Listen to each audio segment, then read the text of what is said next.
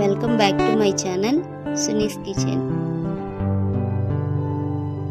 Like చేయండి, share చేయండి, subscribe అవ్వండి.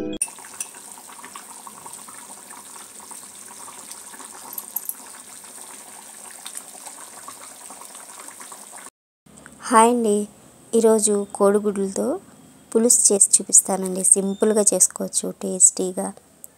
నేను పరోటా చేసాము. పరోటాలోకి అయితే చాలా బాగుంది. కొత్తగా వంట నేర్చుకునే వాళ్ళు కూడా చక్కగా ఈజీగా చేసుకోవచ్చు.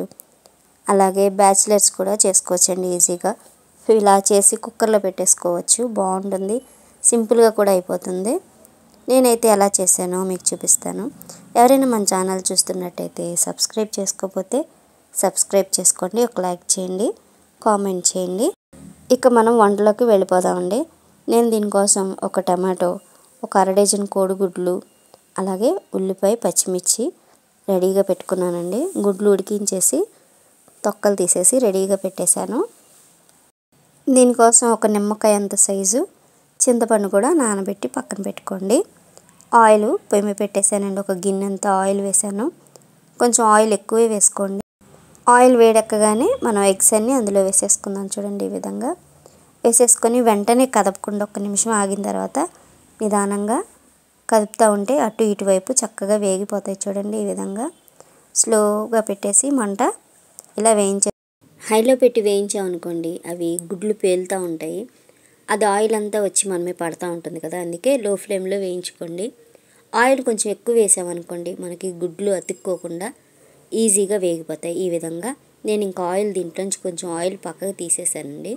తీసేసి మన కర్రీకి ఎంత కావాలో అంత ఆయిలే ఉంచాను. అంటే ఒక 4 స్పూన్లు ఆయిల్ ఉంచాను. దాంట్లో ఇక మనం కట్ చేసి పెట్టుకున్న 2 ఉల్లిపాయలు, 3 పచ్చిమిర్చి వేసేసాను. ఉల్లిపాయ కలరు చేంజ్ అయ్యే వరకు వేయించుకోండి. చూడండి, కాస్త ఉల్లిపాయ కలర్ చేంజ్ అయింది కదా. ఇక ఇప్పుడు టమాటా వేసేసుకుందాం. మనం వేసిన టమాటా కూడా మగ్గిపోవాలండి. కాస్త మగ్గిన తర్వాత 1 స్పూను అల్లం వెల్లుల్లి పేస్ట్ వేసుకోండి. అది కూడా వేసుకొని కాస్త అది కూడా మగ్గాలి. మగ్గిన తర్వాత మనకి కూరకి సరిపడంత సాల్ట్ వేసేసుకోండి. సాల్ట్ వేసుకొని ఒకసారి కలిపేసుకొని ఒక పావు స్పూను పసుపు కూడా వేసేసుకోండి. చూడండి, ఈ విధంగా పసుపు కూడా వేసేసుకొని పసుపు కూడా ఒకసారి కలిపేసుకుందాం. ఇంక ఇప్పుడు మనకి కర్రీకి సరిపడా మనం ఆల్రెడీ 3 పచ్చిమిర్చి వేసాం కదండి. కారం చూసుకొని వేసుకోండి. కొంచెం కారం ఎక్కువే పడుతుంది, మనం చింతపండు వేస్తాం కదా. ఇది కూడా వేసేసుకొని 1 నిమిషం కారం కూడా మగ్గనిద్దామండి. కారం మగ్గింది కదా. ఇంక ఇప్పుడు చింతపండు ఆల్రెడీ ఇలాగా గుజ్జు తీసి పెట్టుకున్నాను, అది వేసేసుకుందాం.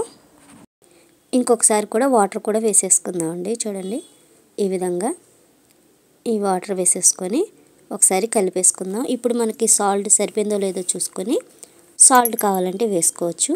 చూడండి, ఇంకొంచెం వాటర్ కూడా వేసుకుందాము. మనకి ఉల్లిపాయ బాగా వేగిపోయింది కదండి, తిక్కుగా వస్తుంది మనకి గ్రేవీ కూడా. ఒక రెమ్మ కరివేపాకు వేసుకోండి. ఈ టైంలో కరివేపాకు వేసుకొని ఒక మరుగు మరగనిద్దామండి. ఒక మరుగు మరగనిచ్చేలోపు ఎగ్స్కి ఇలాగా ఘాట్లు పెట్టేద్దాం చాక్ తోటి. ఎగ్స్కి ఇలా ఘాట్లు పెట్టామనుకోండి, లోపలికి కూడా పులుసు వెళ్తుంది కదా, టేస్ట్ బాగుంటుంది ఎగ్స్. చూడండి, ఇంకా దీంట్లోకి మనం ఎగ్స్ వేసేసుకుందాం ఒక్కొక్కటిగా. ఈ విధంగా వేసేసుకుందాం. పులుసు మరుగుతున్నప్పుడు ఎగ్స్ వేసుకోండి. ఈ విధంగా వేసేసుకొని దీనిలోకి కొంచెం కసూరి మేతి వేసుకుందాం అండి. ఇలా నలిపేసి వేసామనుకోండి ఫ్లేవర్ బాగా వస్తుంది కదా. ఇలా వేసేసుకుందాం. అలాగే దీనికోసం ధనియాలు, జీలకర్ర కలిపి వేయించి పొడి చేసి పక్కన పెట్టుకున్నానండి. అది కూడా 1 స్పూన్ వేసుకున్నాను.